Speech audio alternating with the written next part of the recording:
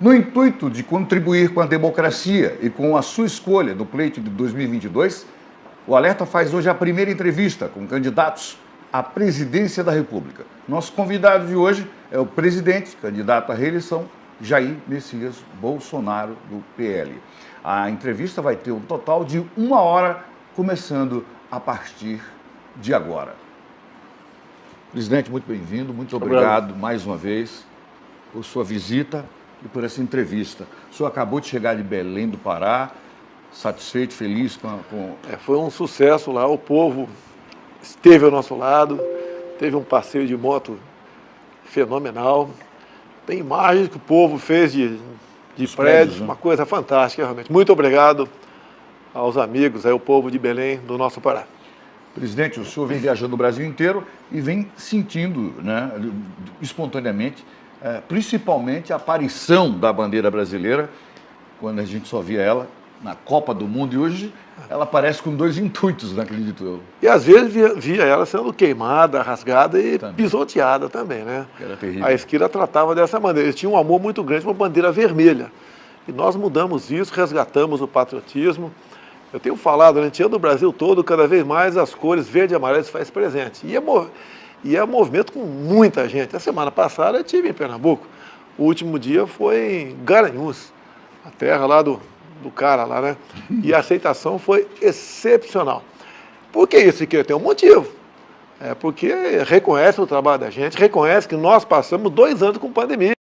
Eu tive 2 anos no governo quase que parado por causa da pandemia, que mereceu uma atenção toda especial nossa. Mas mesmo assim, nós resistimos, combatemos a Covid. O meu governo comprou todas as vacinas que o povo queria tomar, mais de 500 milhões de doses. Então, demos a vacina para todo mundo. Não tinha para vender em 2020. Tinha gente que falava, por que não comprou em 2020? Porque não tinha. A primeira vacina aplicada no mundo foi em dezembro de 2020, lá no Reino Unido. Ou seja, e no mês seguinte, 30 dias depois, começamos a vacinar no Brasil. Fizemos bons acordos, bons contratos, e todos aqueles que quiseram se vacinar, o foram. Eu não obriguei ninguém a tomar vacina. Você tem que respeitar a liberdade individual de cada cidadão. Fizemos a nossa parte. Se eu pudesse adiantar, durante a pandemia, quando a maioria dos governadores obrigou o povo a ficar em casa, nós criamos o auxílio emergencial de R$600. Agora, nós tornamos definitivo os R$600. E deixa bem claro isso aqui, se dependesse dos deputados do PT na Câmara, não teria passado os R$600. Nós conseguimos aprovar com a participação de outros partidos, que eles eram contra, porque eram favoráveis que o povo continuasse passando necessidade para desgastar a gente politicamente. E eu fiquei sabendo que ando divulgando, a Brasil afora, que não é diferente, que eu reeleito, acabarei com o Auxílio Brasil. Ora, eu criei o Auxílio Brasil de no mínimo R$600. Como é que eu vou acabar? Está criado, isso é ponto pacificado e vamos em frente nessa questão. Presidente, seu plano de governo prevê pagamento de auxílio no valor de R$600 a partir de janeiro de 2023, com um bônus para o beneficiário que conseguir emprego com carteira assinada. Você quer o seguinte, o antigo Bolsa Família, que começava com R$60, um absurdo, R$60. Quem conseguisse emprego naquela época perdia o Bolsa Família. Então muita gente não se preocupava em exercer uma profissão, em se empregar, para não perder os 60. Nós botamos no mínimo R$600 e quem, porventura, conseguir emprego, não perde e vai ganhar mais 200, até um prazo de 2 anos. Acabando os 2 anos, é reavaliada a vida dele, se ele vai continuar empregado ou não, e daí ele perde esse valor. Caso contrário, caso na frente ele seja novamente desempregado e continua ganhando esse valor. Ou seja, nós estimulamos a pessoa a trabalhar. Quem, porventura, trabalhar, repito, vai continuar ganhando R$600 e vai ganhar mais 200 de bonificação ainda. No seu plano de governo, o senhor diz que vai aumentar os investimentos em segurança. Nós já investimos bastante em segurança. Se você vê os números de mortes no Brasil, tem caído bastante, ano a ano, no meu governo, em especial o número de mortes de mulheres. Então nós investimos bastante nessa área. diminuiu em 40% aproximadamente o número de mortes. Como é que é feita essa participação do governo? Primeiro, temos recursos que distribuímos para os estados, independente de qual seja o partido político governando aquele estado. É recurso para comprar viaturas, armamento, coletes, etc. Né? Então, isso tem ajudado bastante. E temos feito também operações conjuntas com os respectivos secretários de segurança pelo Brasil. E tem dado certo essas operações. Operação, por exemplo, de combate à pedofilia, violência contra idosos, violência contra as mulheres. Inclusive, Siqueira, o meu governo é o governo que mais prendeu um machão pelo Brasil. Aquele pessoal que gosta de bater na mulher. Então, são números concretos. A gente vai continuar agindo da mesma maneira. O nosso plano de governo não é o que a gente vai fazer, é o que já estamos fazendo e vai continuar sendo feito. Plano de cargo e salário também para os... Olha só, servidores federais. Quando começou a pandemia 2020, havia uma proposta lá da Câmara dos Deputados, do presidente da Câmara daquela época, que ele queria dar um corte em 25% no salário de todos os servidores, federais, estaduais e municipais. Nós fizemos a contraproposta, congelamos por 2 anos. Então, foi congelar por 2 anos e já começou, esse congelamento já acabou, alguns governadores já começaram a reajustar seus servidores e com o governo federal não vai ser diferente. Nós pretendemos sim agora reestruturar a carreira do policial rodoviário federal. Vamos falar de Manaus? Vamos falar de Manaus. Esse ano a Zona Franca de Manaus foi muito discutida. O novo decreto manteve as alíquotas de IPI para 109 produtos fabricados na Zona Franca e incluiu outros 61 estados, totalizando 170 produtos, preservando o polo industrial de Manaus. O senhor gostaria de falar sobre esse... Olha só, a política do Paulo Guedes é reduzir impostos.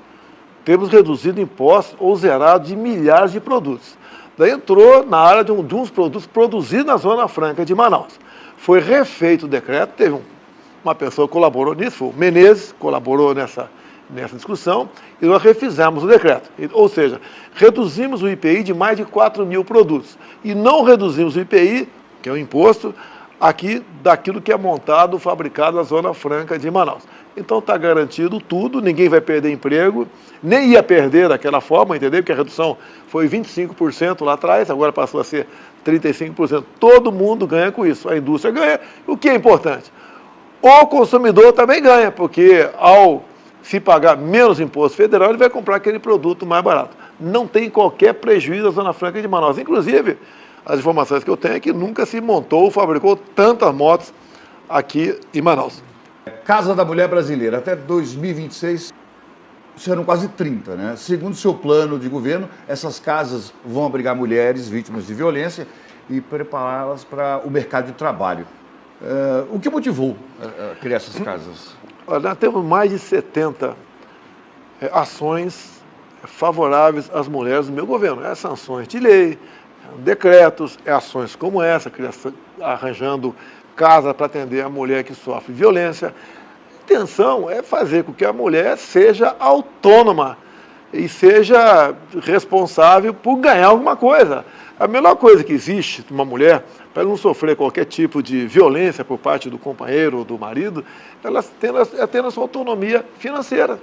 Que muitas vezes a mulher se submete a muita coisa, porque como ela não tem ganho nenhum, depende do maridão ou do companheiro, daí ele tripudia em cima dela. Então a intenção é exatamente essa. Temos conseguido sucesso nessa política de defesa das mulheres do Brasil. Você pode ver, nós titulamos mais de 400 mil títulos de terra do Brasil. A reforma agrária, que era uma posse, e o elemento não tinha o título da terra. Nós titulamos este pessoal. E 80% desses títulos foram para as mulheres. O que acontecia no passado? Quando se titulava, em nome do homem, ele às vezes vendia e ia para outra invasão, vamos assim dizer. Isso deixou de existir no meu governo. Essas mulheres passaram a ser donas daquele pedaço de terra e passaram a ser mais bem tratadas, né, por alguns maridos. A última vez que o presidente Jair Messias Bolsonaro esteve em Manaus, eu cobri sobre a BR-319. Continua, está de pé? Está de pé, conseguimos agora uma licença provisória, mas as obras continuam. É uma BR importantíssima aqui para o estado, liga ali com Porto Velho, Rondônia. A gente espera que Porto Velho, Rondônia. A gente espera não, se Deus quiser, vai continuar essa aula. O problema era basicamente ambiental. Nós mudamos o Ministério do Meio Ambiente, não temos xiita lá à frente do Ministério. Então, essas pessoas trabalham realmente com interesse de atender às necessidades do nosso país. Quero até agradecer o Major Menezes, né?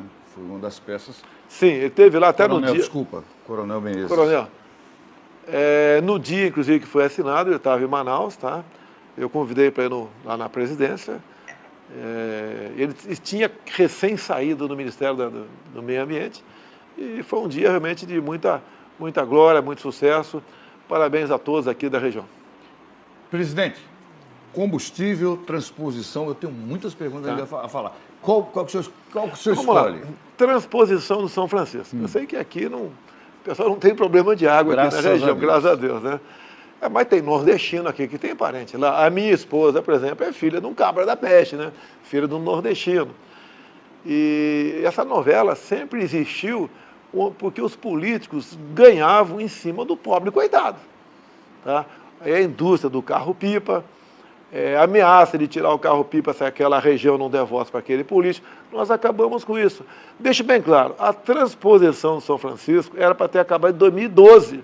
Fez muita transposição de dinheiro de um bolso, dinheiro da União, para bolso de corruptos daquela região, né? E nós conseguimos botar um ponto final nisso. Em especial, Rogério Marinho, ao assumir o Ministério, falou que ia botar um ponto final nessa questão e botou. Os grandes eixos estão prontos, faltam as ramificações, que fica por parte, em grande parte, para os governos de Estado. Então, o carro-pipa já começou a deixar de existir em várias regiões do nosso Nordeste. O preço da gasolina vai continuar caindo? A gasolina cresceu muito por ocasião final da pandemia, né?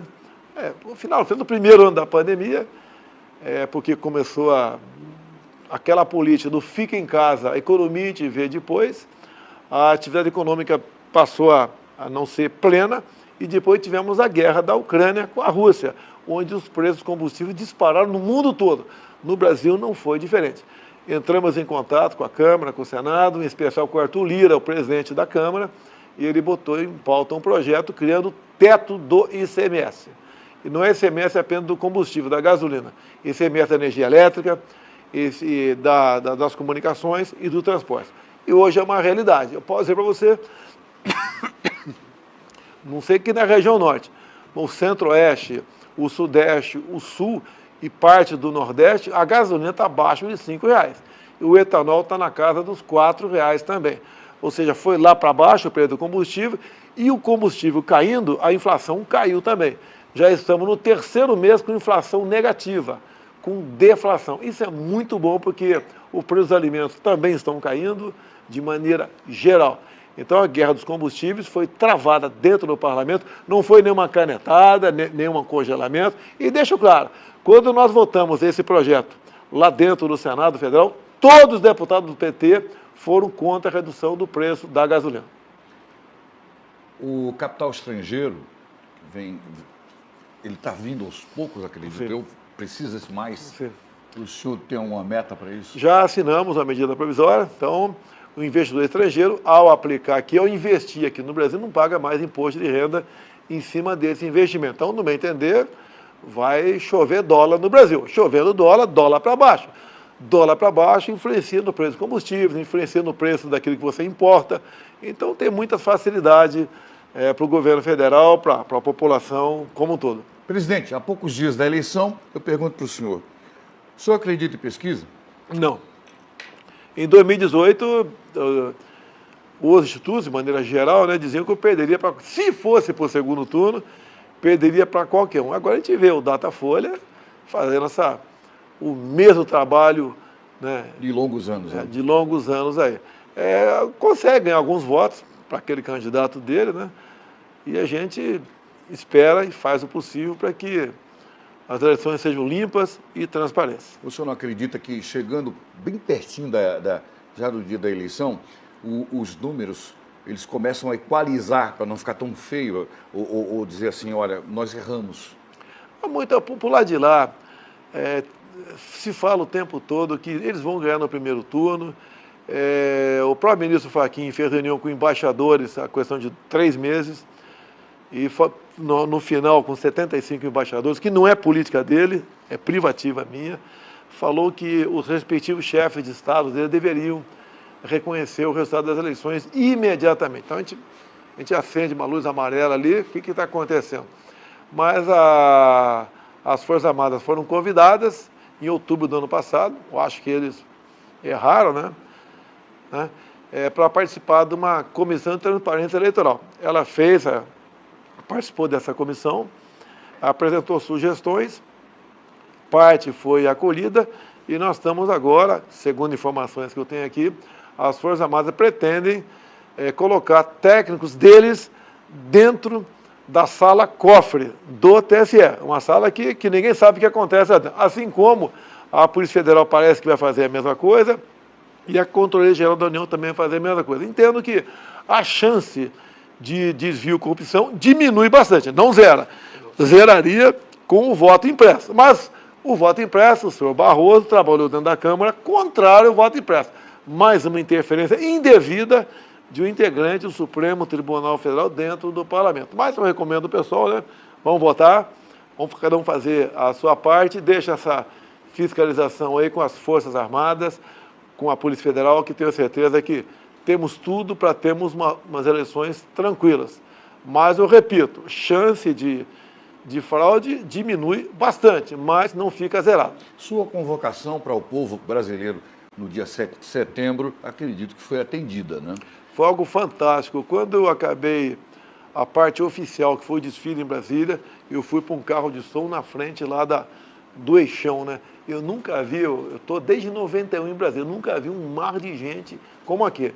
E depois fui para o Rio de Janeiro, a mesma coisa em Copacabana. E por imagens, a mesma coisa na Paulista, em São Paulo. 3 grandes centros. Mas isso aconteceu no Brasil todo. Mas aí a minha pergunta, o senhor está sendo proibido, seu partido, de usar essas imagens do guia eleitoral? Eles agora pediram para redes particulares também, né? Retirar as imagens. Ou seja, não dá para entender.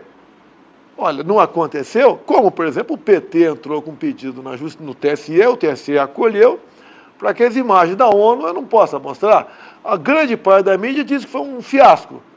Olha, se foi um fiasco, deixa eu mostrar meu fiasco. Mas está acontecendo exatamente o contrário. Falta poucos dias para a gente acabar com essa agonia e o Brasil vai voltar à normalidade, pode ter certeza disso, porque esses abusos vão deixar de existir, eu tenho certeza. Essa é a minha pergunta agora. Como é que é a sua relação com o STF? Não tem relação. Tem 2 ministros que eu indiquei para lá, me dou muito bem com eles, né? Não interfiro no voto deles, mas a maioria que está lá é radicalmente contra as ações do governo. Interfere em tudo.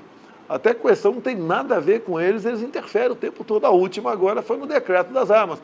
Isso é privativo, se tem um decreto que extrapolou, depende do Congresso de anular ou não aquele decreto, e não o Supremo Tribunal Federal. O Supremo pode até anular uma lei, revogar algum dispositivo, mas em decreto, algo que vai regulamentar, não. Interfere demais e atrapalha muito o destino da nossa nação. O próximo debate deve acontecer há poucos dias, né? Da eleição. Segunda-feira, se não me engano. Segunda-feira, né? E tem um dia 29 ou 30. É no SBT? Acho que é no SBT. O senhor vai? Tá, sim, está previsto aí. O Lula já disse que não vai, tá? Ele foi muito mal no último, porque, afinal de contas, os 14 anos de governo do PT foi uma desgraça para o Brasil.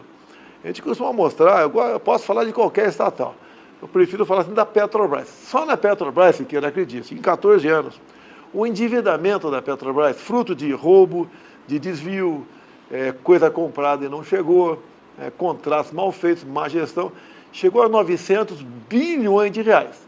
Na ONU, eu trouxe para dólar, 170 bilhões de dólares. Isso dá para você fazer 60 vezes a transposição do Rio São Francisco. 60? 60 vezes. Então, uma marca do PT que ninguém tira.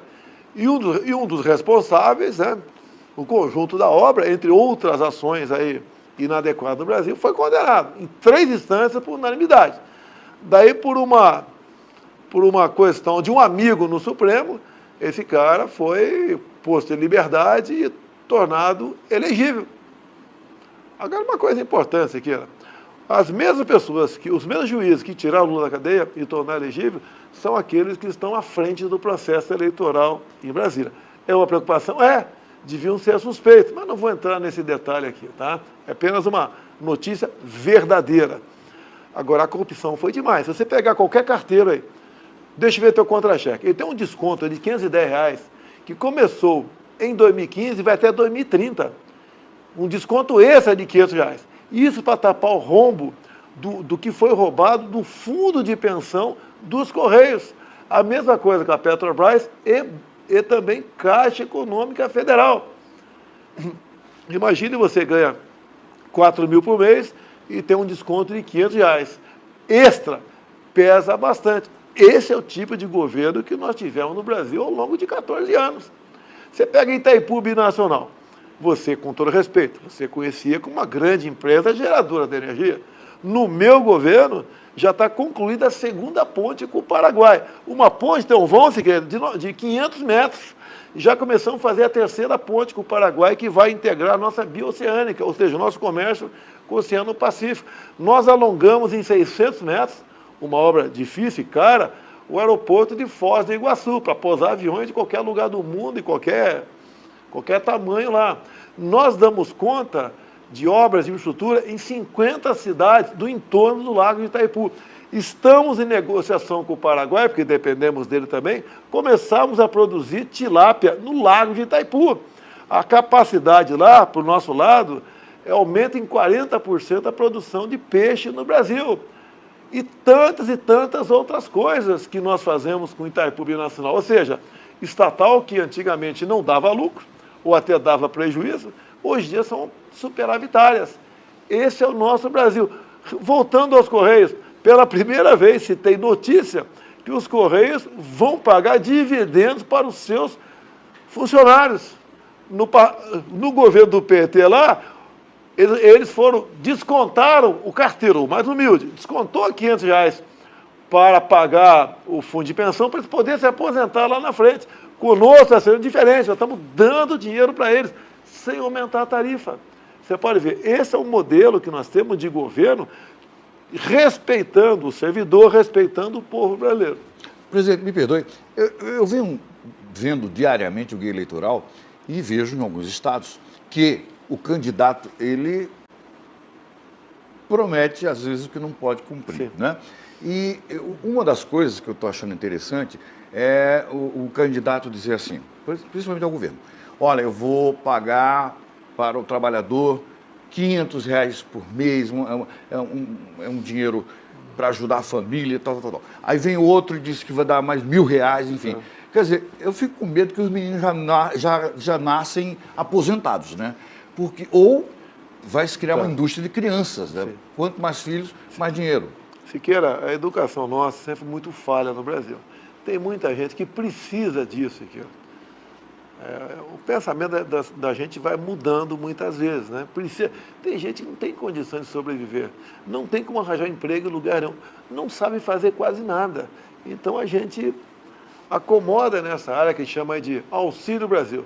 É muita gente, vocês dizem, são 21 milhões de famílias, Siqueira. Mas os governadores vão poder... Não, olha só, isso é o governo federal. Tem governador que tem seu projeto social lá. Se ele pode pagar, tem que ver a saúde financeira lá do seu Mas estado. ele não vai buscar em Brasília? Não, Brasília nós temos o orçamento que é carimbado que vai para governadores e prefeitos. Existe nada mais além disso. Extra tivemos por ocasião da pandemia. Mandamos muito dinheiro para governadores e prefeitos, tanto é que você ouvia até antes da pandemia que se atrasou o pagamento do 13º, se atrasou a folha de pagamento. Todo mundo quitou suas dívidas, pagou os seus servidores em 2020 e 2021 e vai pagar 2022 sem problema nenhum. O nosso governo manda dinheiro de outras fontes extra para governadores e prefeitos. Agora não dá para os caras fazer estripulia. O problema nosso é que tem estado, tem município que está inchado o número de servidor. Se o prefeito, o governador manteve ali o enxuto, ele não vai ter problema com a folha de pagamento e pode dar um bom reajuste para todo mundo. 5G, presidente, 5G já atinge algumas capitais. Acredito que Manaus deve estar...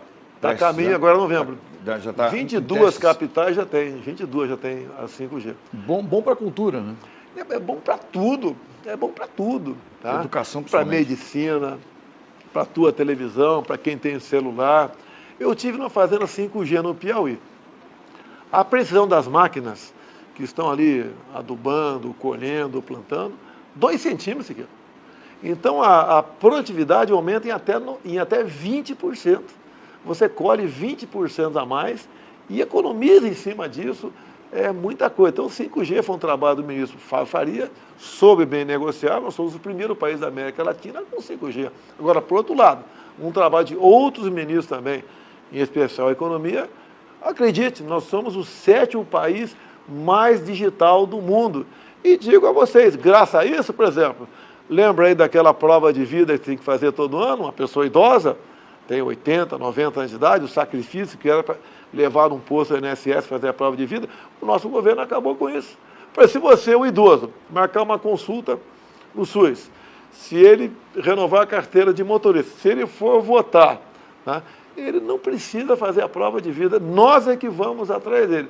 Mais de 90% dessas pessoas vão fazer a prova de vida sem saber que fizeram. É um governo digitalizado, é um governo que cada vez mais se desburocratiza.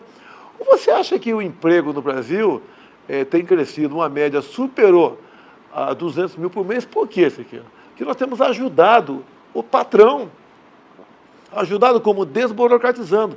Nós criamos, por exemplo, em 2019, a Lei da Liberdade Econômica. Ela é muito ampla. Vou falar aqui uma linguagem popular aqui. Por exemplo, uma pessoa no passado, uma mulher, queria fazer um salão de beleza. Um outro homem queria, por exemplo, uma oficina mecânica, ou vender cachorro-quente na praça. Ele entrava com o pedido de alvará na prefeitura e aquilo, em muitos casos, demorava meses e anos.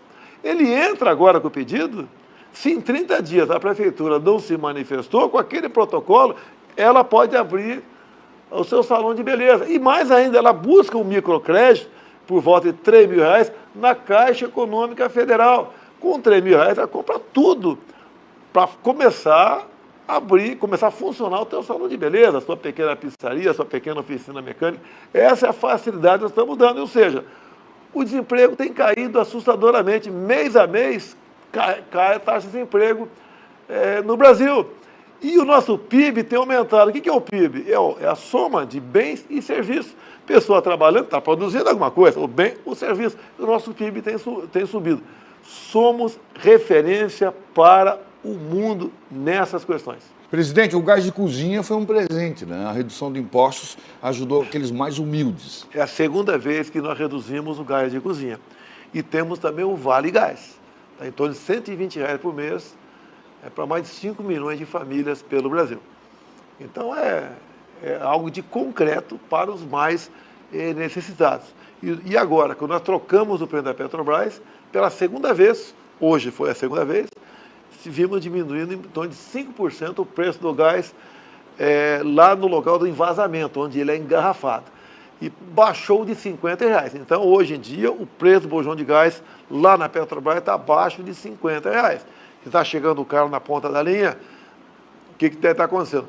Não tem imposto federal. Eu não cobro nenhum imposto federal do gás de cozinha desde o início do ano passado. Então, R$ 50. Tem o imposto estadual, não é muito alto, mas pesa. Tem ali o preço do engarrafamento, o transporte e revenda. Aí é que... E eu vou tentar, durante uma possível reeleição, conseguir a venda direta do gás dentro do bujão. Assim como nós fizemos a venda direta do etanol. Até há poucos meses, a usina que produzia o etanol, o álcool para o carro, era obrigada a vender para uma distribuidora, às vezes a 500 km de distância. E aquele álcool voltava a 500 km para abastecer um posto aqui na frente da usina. Hoje, o dono da usina, que produz o etanol, pode vender o etanol diretamente para o posto de gasolina. Acabamos com a figura do intermediário, que é o transportador, né? É o transportador do álcool. Presidente, uma vez um amigo meu... E nós queremos agora, com isso aí, permitir que Siqueira, vamos supor que você mora num condomínio que tenha 200, 300 casas. Você pode marcar 1, 2 vezes por mês, o pessoal bota o bojão no teu carro, um caminhãozinho que você tem lá, E você vai lá, compra o gás e vem para cá. Você não vai pagar o preço que o cara que vende na ponta da linha o gás, o frete vai ser um preço lá embaixo, tá? E todo mundo vai ganhar. Pode ter certeza, de R$50, que é o preço da Petrobras, vai chegar por 60 para você no teu condomínio, não 120 como chega em muitos locais do Brasil hoje em dia.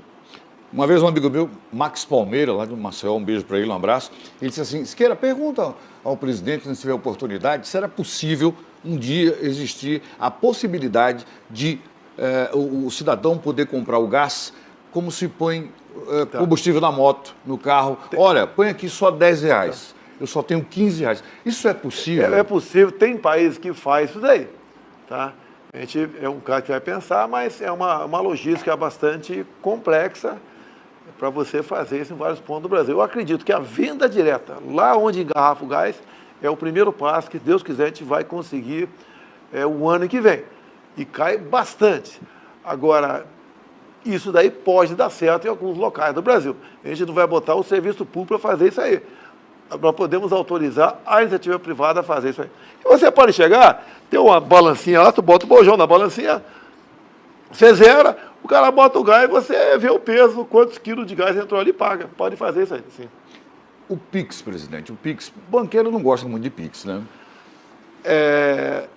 Quando nós criamos o auxílio emergencial em 2020, nós pegamos 38 milhões de pessoas que nunca haviam entrado em banco. Não tinham conta em banco, era o informal. É o que vendia um churrasquinho na praça, água no sinal, fazia seus bicos por aí, não tinha conta em banco. E o que nós fizemos? Nós vimos que havíamos trazido para a formalidade, vamos assim dizer, 38 milhões de pessoas. E o que a gente poderia fazer para aquelas contas não viessem a morrer? Foi criado pelo Banco Central o Pix. E o que é o Pix? Hoje é uma realidade. Mais de 120 milhões de pessoas no Brasil, mais da metade da população, usa o Pix. E não paga taxa sequer. Tentaram lá atrás, falaram, não, cobra 1 centavo apenas, não, por operação. Não. Hoje a média está em 1 bilhão e 200 milhões de movimentações por mês. A gente não vai criar taxa de nada, nós vamos inventar CPMF para o Pix. E o Pix veio para ficar. Vários outros países já estão em contato conosco para levar nossa tecnologia para fora, como o Uruguai, por exemplo. Que funciona, né? Funciona. E outra coisa, estamos aposentando o caixa eletrônico. O cara tem um pequeno comércio, uns poucos final do dia tinha R$2.000 lá na caixa dele. Ele, ao longo do dia, ele troca. O cara vai lá, pega um dinheiro, bota o Pix da conta dele, ele não vai levar o dinheiro para casa, não vai ser assaltado mais.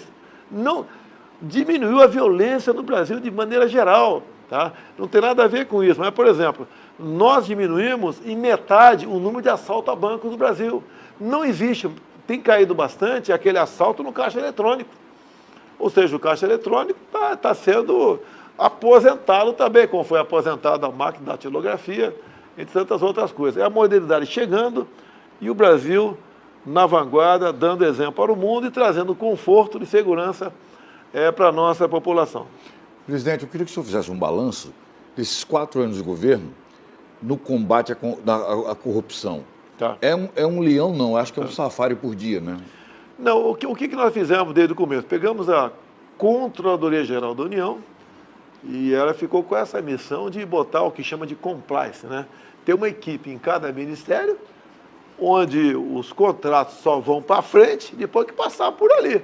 Então, o pessoal que junta ali gente da CGU, do TCU, da Polícia Federal, entre outros órgãos, e cada um tem lá um pequeno pelotãozinho de pessoas lá, e qualquer contrato vai para frente passando por ali.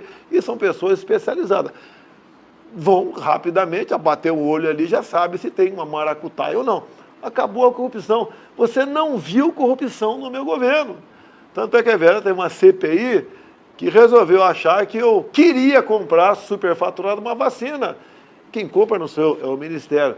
Mas não gastamos 1 centavo, não compramos uma vacina, a Covaxin, e não teve corrupção. Não existe corrupção no nosso governo. Eu até falei outro dia, o pessoal falou que eu tinha acabado com a Lava Jato. Não é que eu acabei com a Lava Jato, eu não tinha o poder de fazer isso aí. Se tivesse outro governo, teria feito, né? Acabado. Eu falei que o meu governo não dá trabalho para a Lava Jato. Não tinha o que investigar. E o que aparece é coisa pontual que é rapidamente debelado. Essa história da compra dos imóveis do senhor e de sua família. Tá. Olha só, o que a Folha UOL fez? Pegou 11 pessoas da minha família, ali incluindo minha mãe que morreu, 2 ex-mulheres e um ex-cunhado, está separado há quase 20 anos. Pegou essa turma toda, 11, e desde 1990, foi nos cartórios, você vai em qualquer cartório, você pede lá, chama certidão de R$11, e o cara é obrigado a dar a escritura daquela pessoa que você pediu. E apareceu lá 100 e poucos imóveis. O ex-cunhado meu, que está separado há quase 20 anos da minha irmã, ele tinha uns dezenas de imóveis comprados. Eu nem conversei com ele. E o que a empresa fez? Como se fosse um propinoduto meu. Você já me viu com cargo de governo, no governo FHC, no governo Lula, Dilma e Temer? Nunca tive cargo em lugar nenhum. Nunca participei de consórcio nenhum, zero, apenas como parlamentar. 100 e poucos imóveis. Daí o cara vai na escritura, o que está? Se você tem um imóvel teu, comprado de 90 a 2019, está escrito forma de pagamento. Moeda corrente. Todo mundo está escrito moeda corrente. De 19 para cá mudou. Se é a moeda corrente, qual o valor, se é dinheiro, se é DOC, se é cheque, mudou. Agora, botar como se eu tivesse abastecido meus familiares com propina para comprar 100 e poucos imóveis, é uma canalice da Folha UOL. Eu não podia esperar outra coisa da Folha. E o PT usa isso para me botar como corrupto. Não queira me comparar com o Lula, pelo amor de Deus. Agora, não existe essa história, porque não aponta qual a possível origem do dinheiro para comprar 100 imóveis, pelo amor de Deus, cara.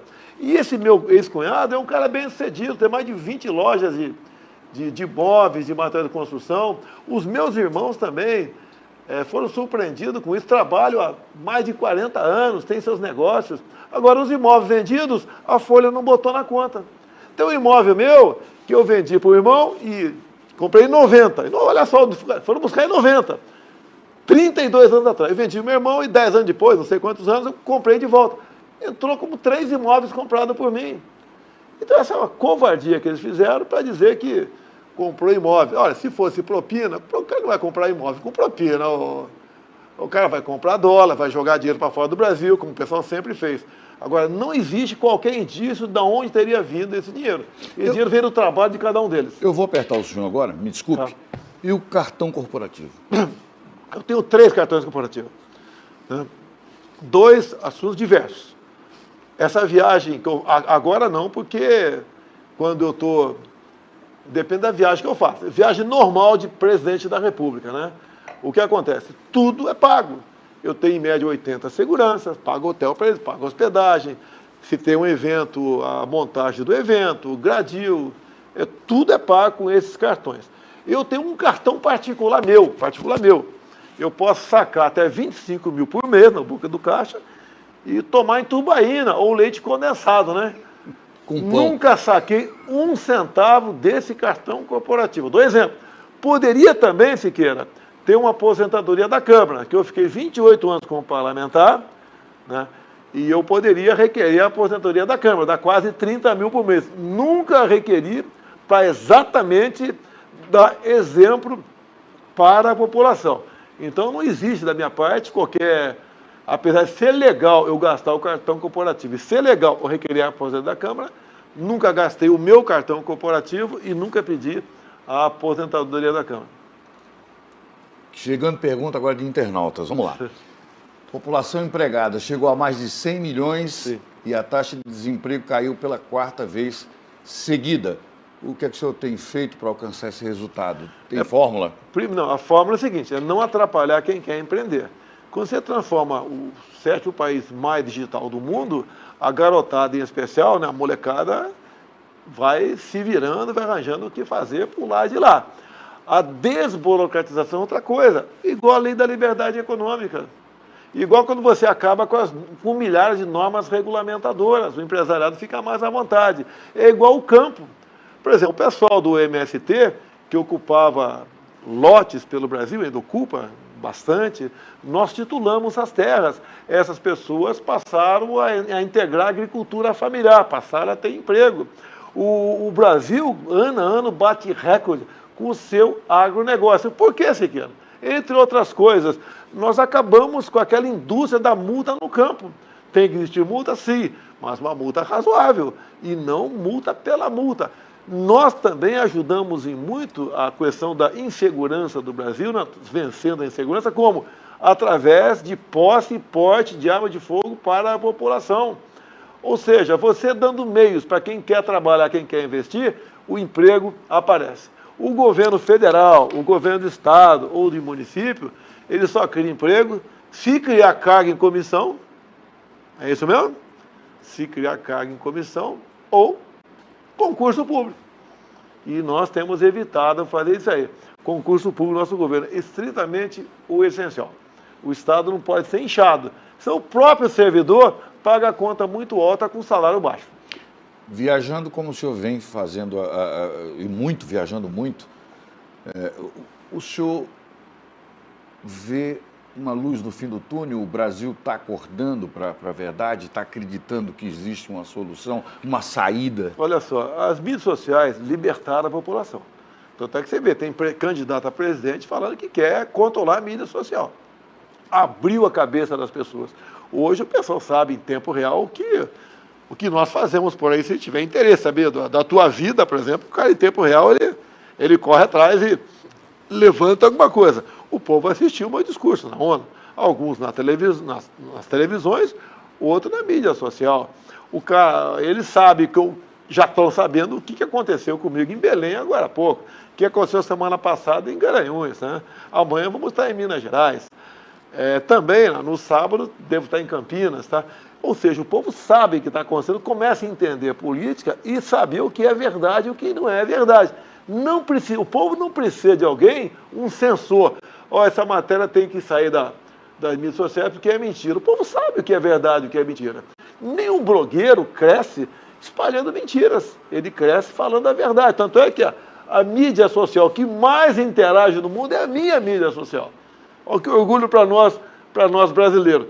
Sem impulsionamento. Nunca paguei R$1 para impulsionar as minhas mídias sociais. Totalmente orgânico. Então, o que acontece? Isso faz com que a população entenda. Hoje o povo sabe que a política, muitas vezes eu falo, hoje você sabe, conhece o nome dos meus ministros, você sabe o que faz a Câmara, o Senado, o TCU, o STJ, o Supremo Tribunal Federal. Eles sabem o que está acontecendo, sabe o nome dos caras, tá?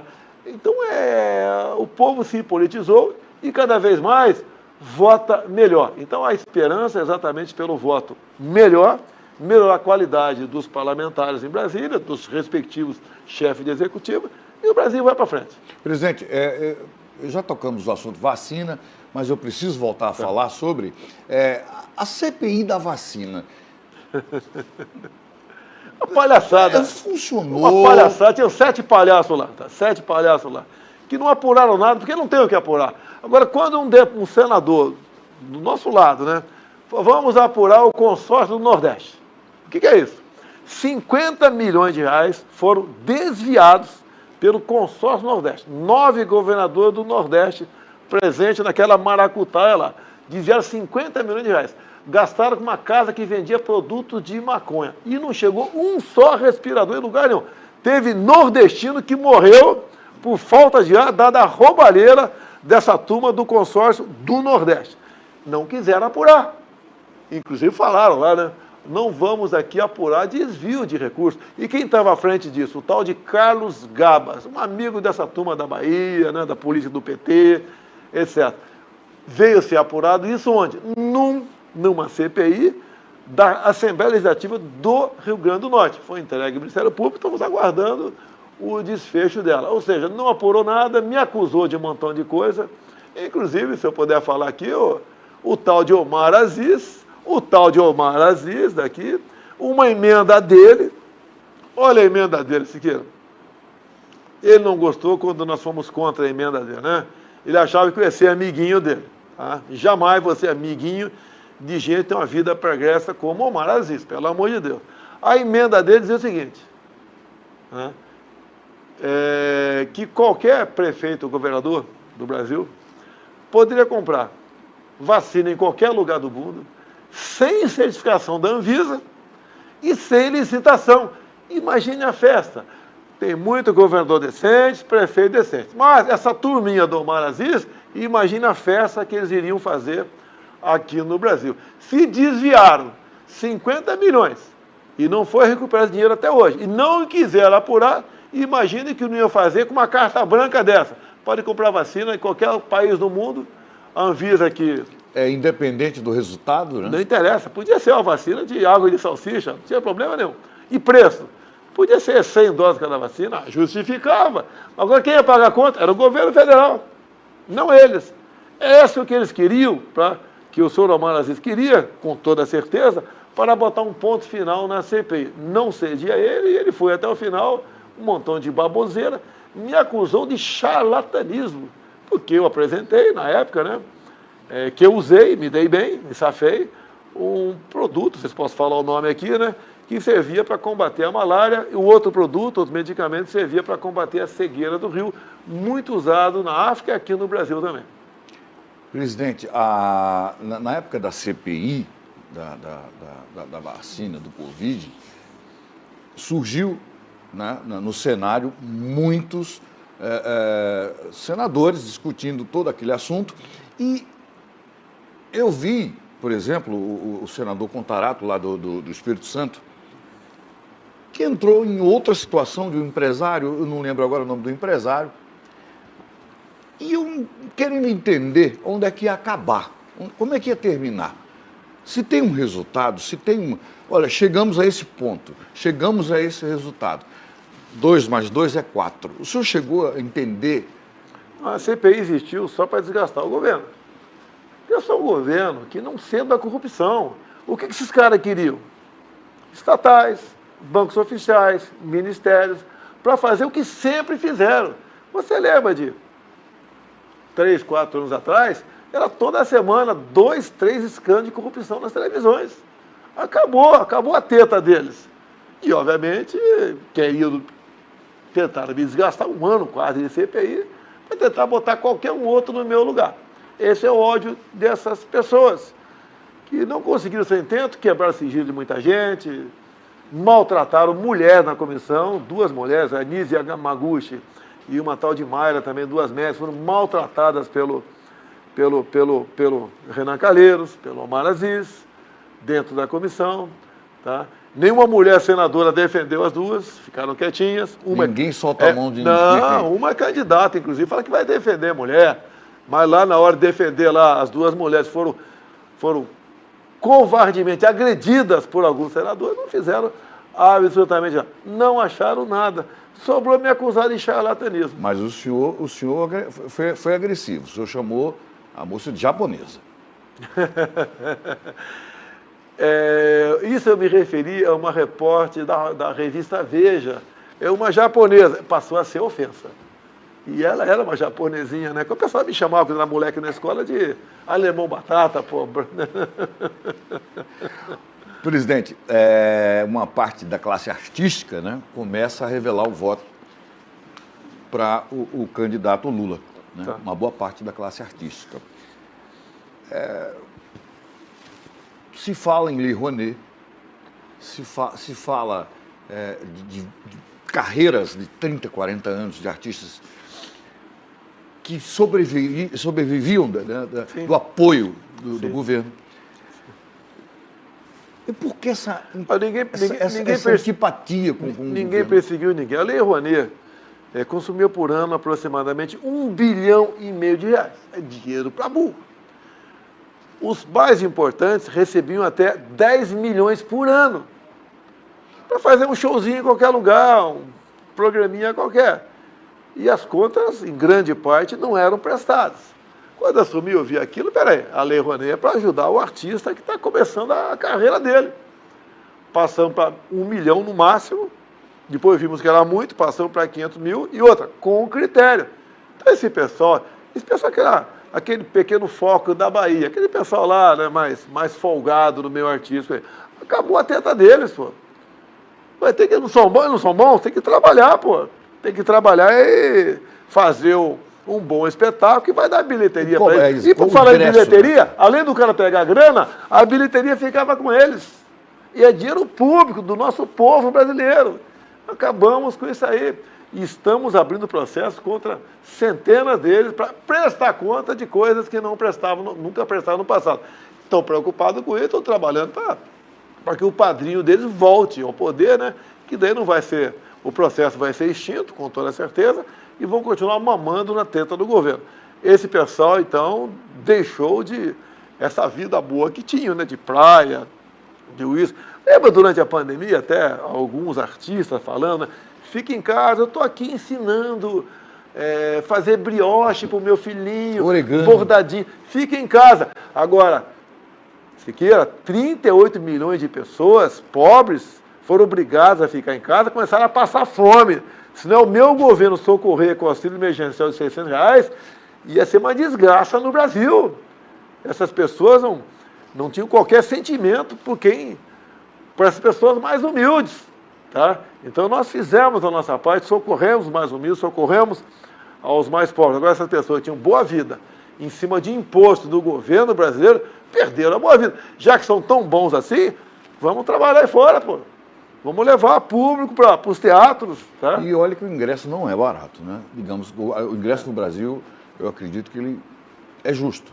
Né? Paga quem quer, qualquer coisa. Tem cara que não quer saber de jogo de futebol. O ingresso é caro ou é barato.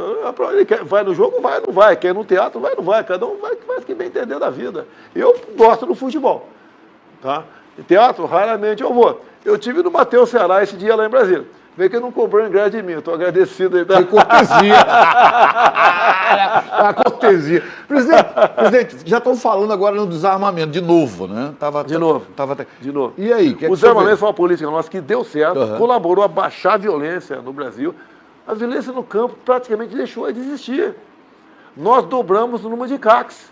O Supremo deu uma decisão lá, praticamente acabando com a compra e venda de armamento, contrariando o referendo de 2005. Criada por Renan Calheiros, acredito, né? Achava que o povo ia votar favorável à proibição de venda de armas e munições e caiu do cavalo. O povo fez opção, mais de 60%, para poder continuar tendo o direito de comprar armas e munições por critérios. Tá? O Supremo derrubou agora. Acabou nas eleições, a gente resolve essa parada aí. Tenho certeza disso. A gente conversa com o Supremo, conversar com os ministros lá para a gente resolver esse problema. Uma boa conversa. Uma boa conversa. Todo mundo sai bem, né? Sai bem. Presidente, como é que está a dona Michele? Vamos falar agora da sua família. Eu não posso falar muito da minha esposa, mas está muito bem, tem feito um trabalho muito bom. Tem falado coisa que eu confesso que eu não sabia essa virtude dela. Por ocasião da convenção minha no Rio, falou muito bem, tem participado de alguns eventos comigo pelo Brasil, ela é bastante desenrolada, né? Teve comigo agora nos cotejos da rainha. Da rainha. A roupa dela, o pessoal foi atrás, ela tudo reciclado. Tá? Olha a crítica que ela sofreu, que ela usou um batom, viram a fazenda lá, de R$20. Usou um batom de R$20, criticada por causa disso. Se fosse de 10 mil, ia ser criticada que era 10 mil. Foi de R$20, foi criticada também. Se correr o bicho pega, se ficar o bicho come, não tem pra onde correr. Ela faz o papel, tem 40 anos de idade, uma jovem ainda, né? Eu sou um dia mais velho do que ela, né? Eu sou de 21 de março, ela é de 22 de março. Tá? Então, a gente se dá muito bem. Tá? Eu tenho colaborado bastante. Estou voando agora, juro. Faz as contas aí. Eu sou de 21 de março, ela é 22 de março. Eu sou um dia mais velho do que ela. Sim, mas não. O que dificulta é o ano, né? É só o ano, né? É igual aquele malandro quando fala em casamento, né? E não quer casar. Daí o malandro fala o seguinte: meu amor, você marca o dia e eu marco o ano. Acabou o bichinho, né? É o enxoval. Tem que ser o contrário. O homem tem que marcar o dia e a mulher o ano. Vamos fazer essa campanha aí para inverter essa situação aí. Presidente Jair Messias Bolsonaro, o senhor daqui está indo para? Daqui eu volto para Brasília. Brasília e amanhã Minas Gerais. Minas Gerais. Sábado o senhor vai estar em Campinas. Né? Domingo talvez seja uma cidade perto ali em Goiás. Segunda-feira eu tenho um evento, não sei onde, mas à noite estou no debate da televisão. Tá? E está o tempo tomado até o... Em relação às candidaturas aqui do Amazonas, quem são os nomes de confiança do senhor? Aqui eu estou pela reeleição, né, do atual governador, e para o Senado nós estamos aqui com o Coronel Menezes, meu colega de Academia Militar, da região, esteve à frente aqui da Zona Franca de Manaus, né?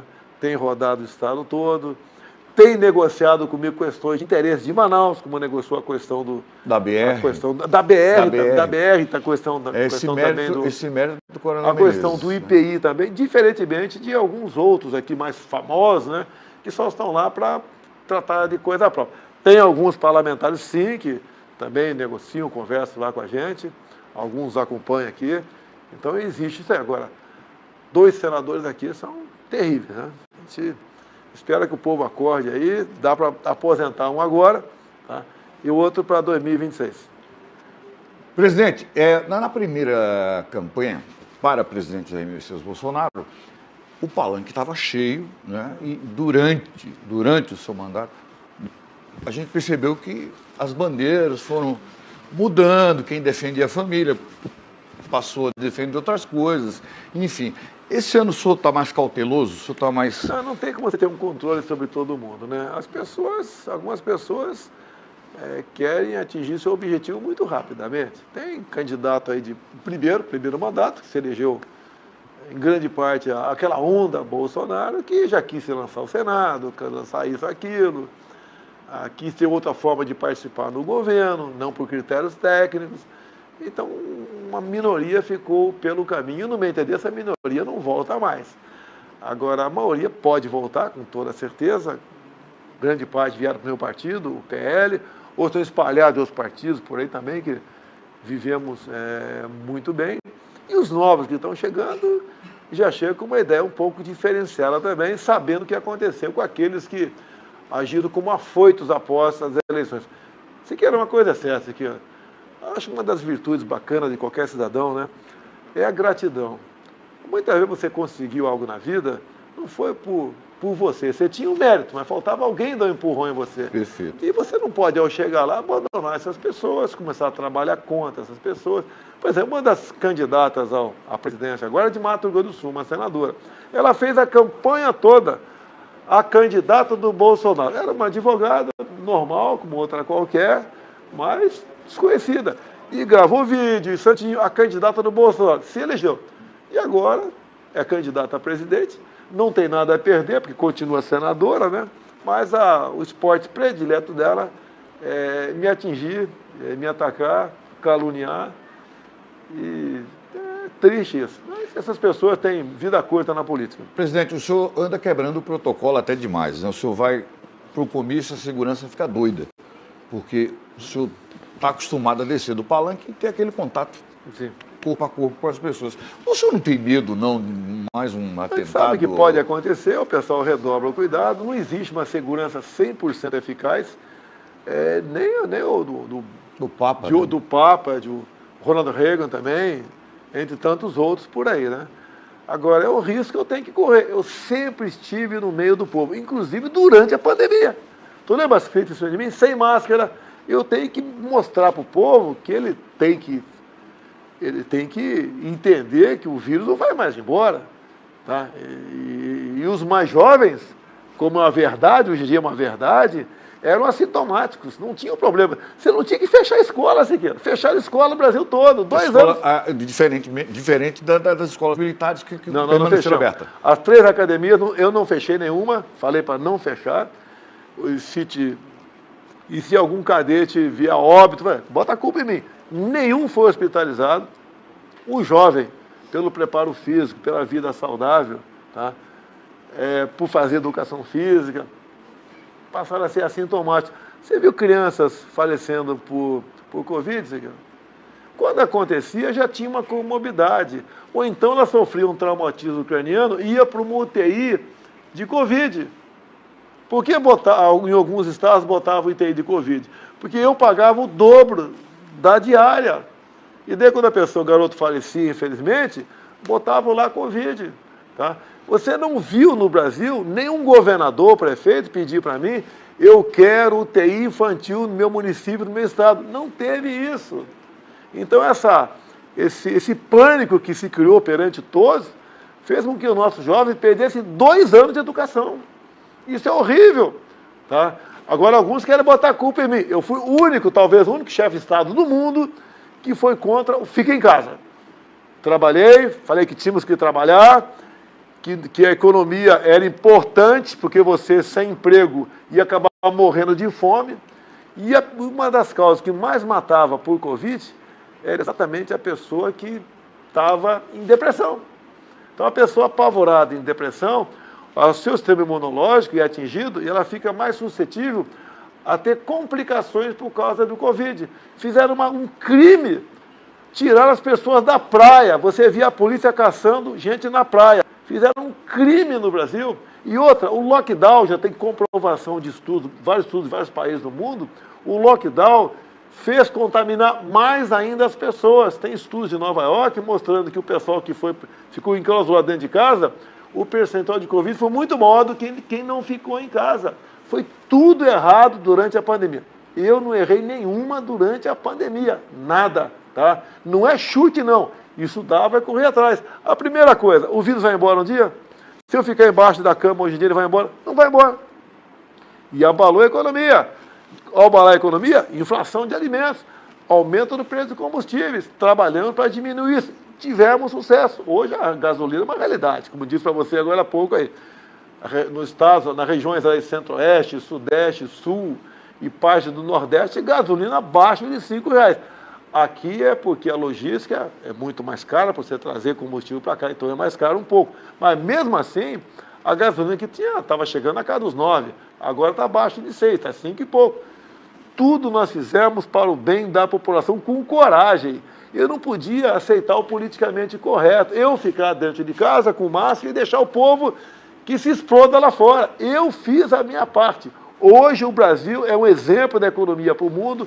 Você acabou de falar desemprego lá embaixo. Os mais humildes atendemos com R$600 e não vão perder os R$600 não. Está aí gente da esquerda dizendo para os mais humildes que se eu for reeleito vou acabar com os R$600. Mentira! Nós criamos e vamos manter, como fizeram no passado, em 2018, falando que eu ia acabar com o seguro-defeso. E o estado do Pará é o estado que tem a maior quantidade, né, proporcionalmente falando, de pescadores. O único estado fora da região Nordeste que eu perdi foi o do Pará. E mais ainda, botamos no seguro-defesa agora as marisqueiras também, que não estavam no seguro-defesa. Aquela mulher que fica lá pegando siri, lá, caranguejo, botamos para dentro do seguro-defesa. Muito ao contrário do que a esquerda sempre diz por aí. O senhor tem um minuto para suas considerações finais. Falamos muito de economia, a outra parte, o espiritual. Todos nós vamos ter um ponto final um dia, né? Então, o que nós queremos aqui na Terra? Preservar, zelar, cuidar da nossa família. A família é uma coisa extremamente importante. Não podemos falar em liberar drogas, como o outro lado quer. Só quem será que não consegue entender o sofrimento de uma mãe que tem um filho no mundo das drogas? Tá? Nós somos pelo armamento para que a pessoa possa exercer seu legítimo direito de defesa. Nós não queremos ideologia de gênero. Nenhum pai, nenhuma mãe quer que seu filho de 5, 6 anos aprenda, a partir dessa idade, 5, 6 anos, sexo na escola. E que é pior, né? É sexo com qualquer um, como se fosse uma coisa extremamente vulgar. Nós queremos que os recursos do Brasil fiquem dentro do Brasil e não para Porto em Mariel, para metrô em Caracas, né? Nós queremos continuar titulando terras para o Brasil, de modo que o pessoal do MST passe a ser tratado como cidadão, como entregamos mais de 400 mil títulos para essas pessoas. É isso que nós queremos, continuar com essa política externa muito boa, e o mundo todo compra conosco. Hoje, pelo agronegócio, que é o orgulho, o exemplo, é a locomotiva da nossa economia, nós temos a nossa segurança alimentar garantida, né? E a segurança alimentar de mais de 1 bilhão de pessoas ao redor do mundo. Nós queremos liberdade, acima de tudo.